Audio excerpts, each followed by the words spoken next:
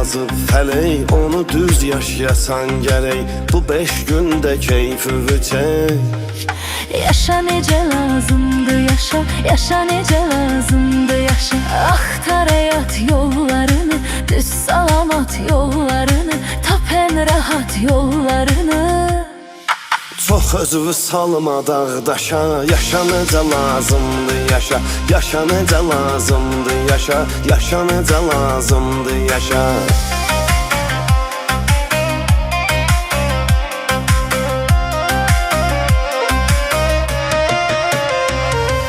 Hər həftə istirahət et, bir təyyarəyə al bilet, gəzməyə İstanbula get. Qoşul bir iki arkadaşa, yaşa necə lazımdı yaşa, heç kimə pislik eyləmə, çox da hərislik eyləmə. pulda xəsislik eyləmə.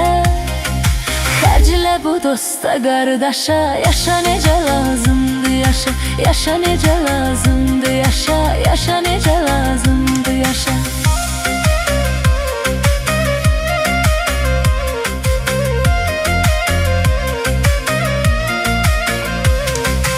Əsas odur can sağ ola, günün aydın parlaq ola, alnın açıq üzün ağ ola.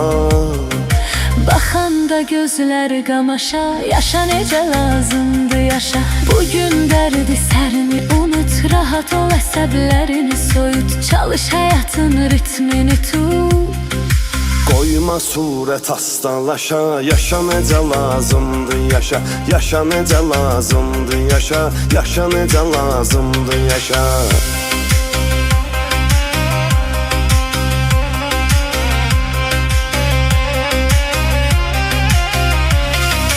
Bombadır imkanın geniş, gəlirsə pul gedirsə iş, gündə bir dənə maşın dəyiş.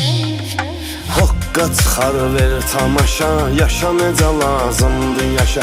Gecə Bakını görməyə çıx, vaxtını öldürməyə çıx, min maşınla sürməyə çıx. Zəng elə 3-4 qaqaşa, yaşa necə lazımdı yaşa, yaşa necə lazımdı yaşa, yaşa necə lazımdı yaşa.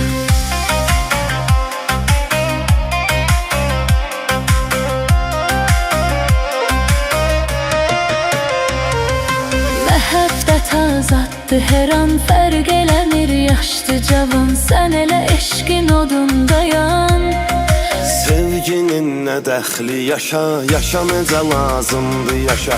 Ömürdən gedir ili deyil, yaşamalı dövrandı əsil, hər saatın qədrini bil. Vurana qədər ömür başa, yaşa necə lazımdı yaşa, yaşa necə lazımdı yaşa, yaşa necə lazımdı yaşa.